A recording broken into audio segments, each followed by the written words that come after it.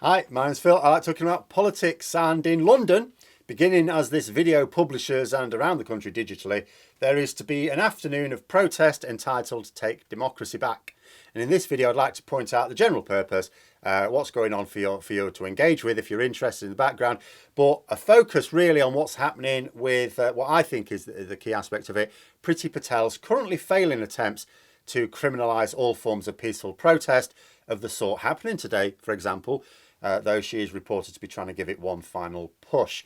But first, if you'd like to be notified of daily news and politics, please subscribe to the channel and click the bell notification icon. So I'll put the schedule for today's protest in the background, put a link in the description below as well. There are remote ways to engage with it for those of us who aren't able to get to London. And there are many things that people will be protesting against, and some will be of higher importance to you than they may be for me. But the most urgent issue for me is the threat to our right to protest at all. You might be against the fact that Conservative MPs seem to be standing by a Prime Minister who is giving the strong impression of having broken his own laws. You may be opposed to the government allowing water companies to collect huge profits without spending them on improving infrastructure and then dumping raw sewage into our waterways, blaming their Victorian infrastructure for the need. You may be against the removal of free COVID testing or making vulnerable people choose between being prisoners in their own home or risking serious illness or death to go out. You may be against tax rises, which were promised would never happen, or the unnecessary trade barriers that have driven the cost of food and fuel up, or the failure to tax energy companies, which is doubling our energy bills. I could probably go on and run out of time before I've even made my point, but top of the list for me is the right to protest about anything. Because if peaceful protest is criminalised, it doesn't matter what you opposed. It doesn't matter what you think is a more urgent political case or not. You lose your voice to express it. The government will argue that you can exercise your protest at the ballot box. What sort of society tells its public to shut up for 5 years at a time and that it may only speak on potentially 2 days per decade? The government attempted to use the policing bill, which contains some features that may be useful, as a Trojan horse to increase their power to suppress politically active members of the public. Even standing on a street with a placard could mean you fall foul of the intended new laws and face prison. God help you if you actually try and say something at a protest. And the Home Secretary, Priti Patel, attempted to install the very worst clauses of the bill in the most cynical way possible. Because normally, with a government bill, it has to pass through the House of Commons first. Of course it does. That involves not just a series of debates by interested MPs of all parties who can bring up all sorts of issues, but also scrutiny by the relevant select committee. In this case, of course, it would be the Home Affairs Select Committee. MPs have the opportunity, after detailed scrutiny, which will involve questioning the minister pushing the bill, which in this case would be the Home Secretary, to either support it, oppose it, or suggest amendments to make it better. Sometimes legislation is generally approved of. It's just like, if you just tweak it like this, that'll make it better and our objections will be dropped. After 3 rounds of this scrutiny and voting, it passes to the House of Lords, where a similar process takes place. But Priti Patel added pages and pages of amendments to her own bill at the Lords stage. I'll be honest, I don't recall this even being a thing. It's got to be that unusual. I can't recall ever hearing of something like this before.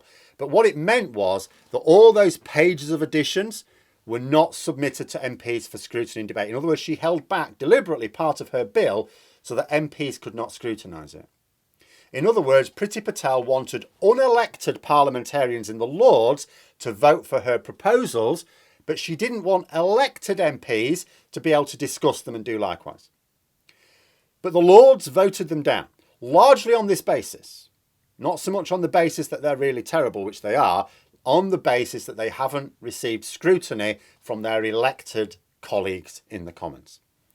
Ian Dunt, a more mainstream political commentator than I, pointed out that Conservative Party Chairman Oliver Dowden was recently given a talk in the United States where he claimed the left had abandoned the notion of free speech, and so it was for those on the right to champion the cause.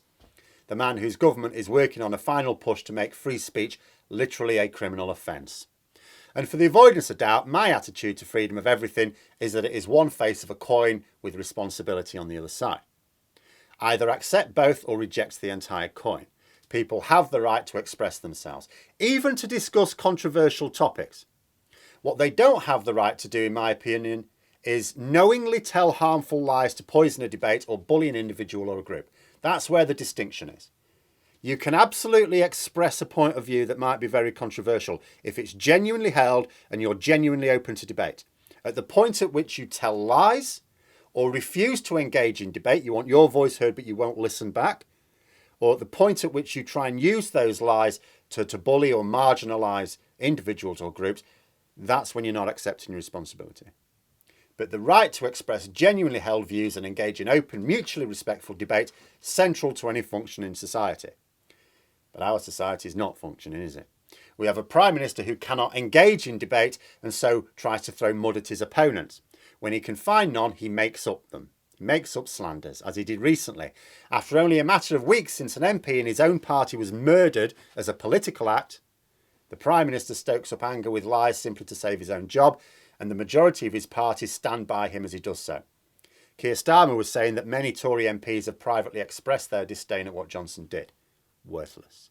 If an MP will not stand up, and some have, but very few, but if an MP will not stand up and defend honourable principles as they genuinely hold them, we can all disagree on what those honourable principles are, but if they won't stand up and hold their own, then they do not deserve to be MPs at all. Any society is always under constant attack from the greedy and the spiteful, whether within or without. We can never afford to have cowards in charge. It's not particularly helpful to have idiots in charge either. Sadly, we've got both. But anyway, back to the policing bill. And it still does include measures designed to curtail entirely peaceful process, not as badly as the Home Secretary intended. Actually, the irony is that if she'd included the extra amendments at the Commons stage, the Lords would probably have let them through, because there's no suggestion that Tory MPs would have voted against them. I'm guessing she didn't want to risk it. I am guessing that she was possibly concerned that had they been subject to scrutiny in the Commons, it may have become a bigger story in the press, and an already dissatisfied public may have expressed outrage on a large enough scale to pressure MPs into abandoning it. Because bear in mind that as Priti Patel was presenting this bill to Parliament and deliberately withholding the most draconian measures for later, the Owen Paterson scandal had already exposed just how easily the government, even though it's got a huge majority, can be sunk if the public gets wind of their plans. So shove them in while the bill is passing through the Lords, she thought, where the media and certainly the public would show much less interest. But it went a little bit wrong when peers decided that the measures were not only unsuitable, but in particular hadn't been backed by the elected House. And some may wonder why Conservatives are backing a bill that curtails freedom of expression at all. After all, in theory, this law prevents right-wing protest just as much as left-wing ones. And if this law would be consistently applied, I have no doubt that Conservative MPs would have had nothing to do with it. Indeed, some Conservative MPs did speak out against it. It is against their own principles as well, though not a single one of them actually voted against it, I noticed. And this is because they know it will not be consistently applied. It won't affect their own side. Major protests take place in London, especially around Parliament. Truth be told, the government aren't that bothered about protests elsewhere in the country. They're usually on a smaller scale and are less prominent in the media, so it doesn't give them as much of a headache. This bill gives the police powers which can be used to reduce the scope of protests or even disperse them completely. The wording is also deliberately vague, meaning that you'd never be able to prove that the police are allowing one type of demonstration because it's right-wing and shutting another down because it's left-wing, because the justification for shutting them down or allowing them is so woolly.